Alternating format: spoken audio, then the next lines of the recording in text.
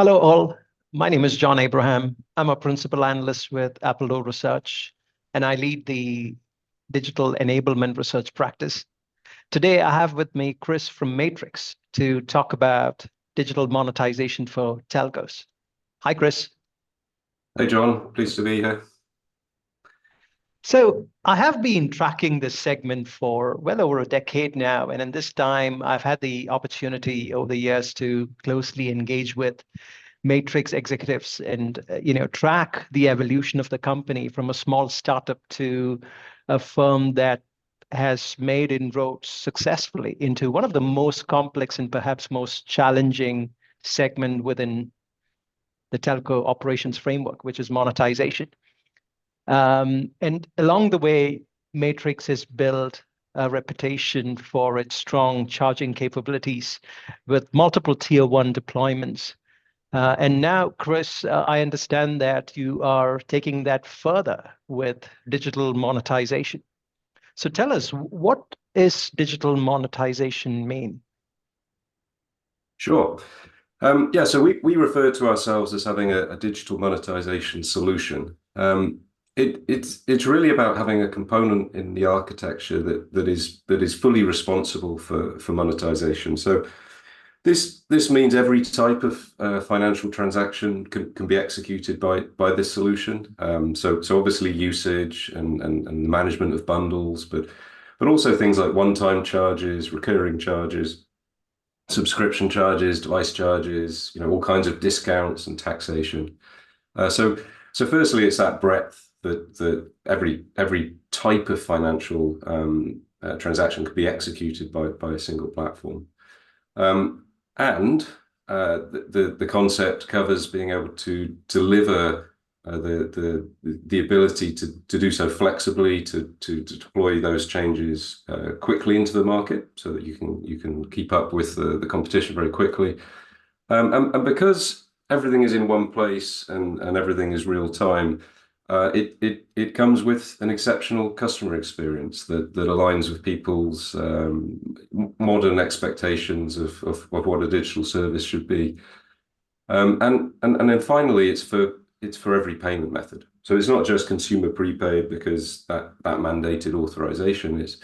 It's because a digital experience shouldn't be defined by how a customer chooses to pay. So the same real-time experience with your prepaid, postpaid, subscription billing, enterprise, or even wholesale. So the footprint of a digital monetization solution is similar to what is covered in traditional charging and billing. And in fact, our system comprises a fully 3GPP compliant OCS, CCS, but it also includes re-rating so that if a mistake is made, it can be easily and auditably corrected. Right. But it has that flexibility for all the different types of monetization. So it's not different stacks for different products, but prepaid, postpaid, subscription, enterprise, all in one place. What's important is that it's not necessary to piece together the view of an account between these multiple systems. It's an up-to-date and accurate set of data that can be accessed through one API call, and that's how you can build these modern experiences. And it's even easy to move, customers from one plan to another, including across, what would traditionally be the different stacks. So we believe there is a new architectural footprint that covers what charging and billing could previously do, and we call that digital monetization. But it comes with a lower cost, it's a faster time to market, and with a better customer experience. And that's why we're working with the standards community to bring these ideas forward. Right, right. That last bit there about standards, I'm just curious, what does that mean? I mean, monetization and standardization has seldom gone together, at least within telco. So maybe you can add a little bit more flavor to that. Yeah, absolutely. I mean, it's innovative for sure. I don't think anything like this has been done before. It might be talked about before, but really coming to market with something this comprehensive. So we are challenging the status quo. But part of my talk in our upcoming webinar is to look back at why we've got where we are today, why these are practices have evolved the way they have, and why they've become so entrenched.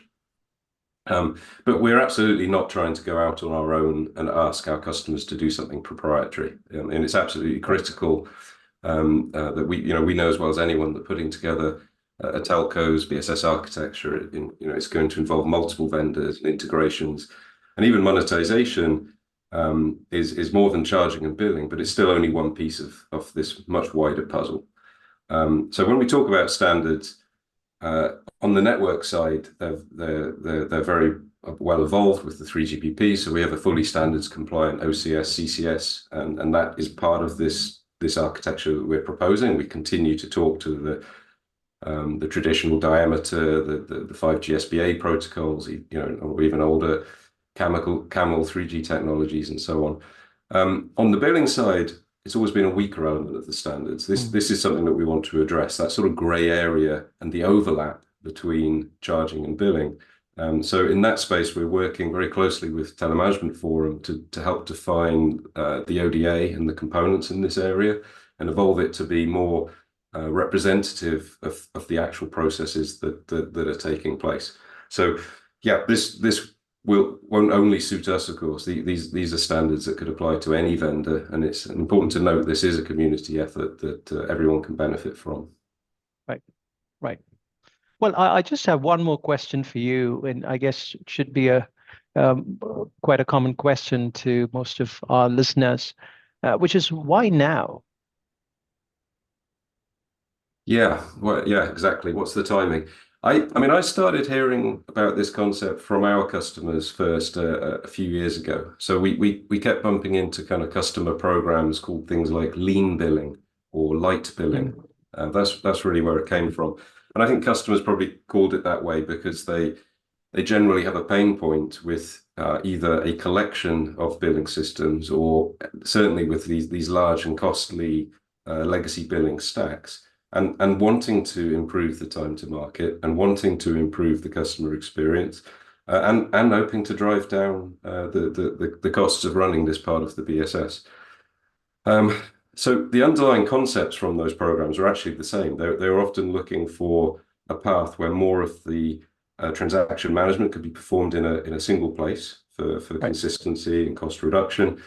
And if you do that, the environment that billing, the role that it continues to play in this new environment is lesser, and that's where these names like lean billing and light billing came from. So we've been working with those customers. We've been looking at the architecture through our, from our perspective as primarily a charging system, and also quite a few customers looking just slowly to move more and more transactions into charging.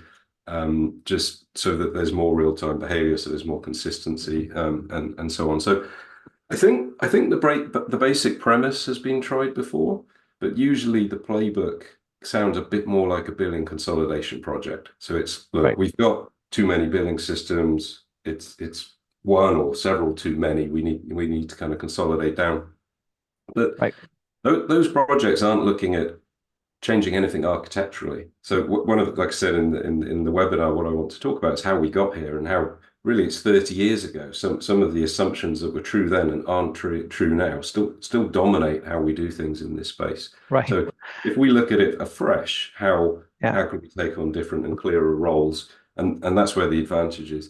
So the time is right now, because there's a lot of change in the industry. So there's 5G investments that haven't necessarily shown good payback at this point. There are modern telcos are focused on simple and digital offerings that are starting to win in markets, and the incumbents maybe have the legacy plans. They're sort of stuck with those. There's the customer experience that I mentioned, both the consumer and increasingly for enterprise, where that has a requirement to change the BSS. But not just to have a kind of quick fix where you can deliver a digital experience with a new app or a new front end, but you have to build on solid foundations, and that's we're getting to that point where we need to look at what really is the architecture to take these to take this BSS forwards.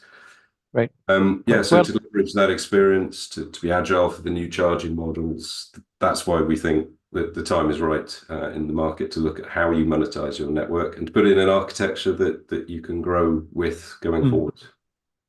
Right. Well, really looking forward to that session, Chris. By the way, to our viewers, this is just a teaser. What you've just heard from us is just a teaser. We are doing a full-fledged webinar where we will dive deeper into the topic of digital monetization, and hope you can join us there. Thank you. Thank you.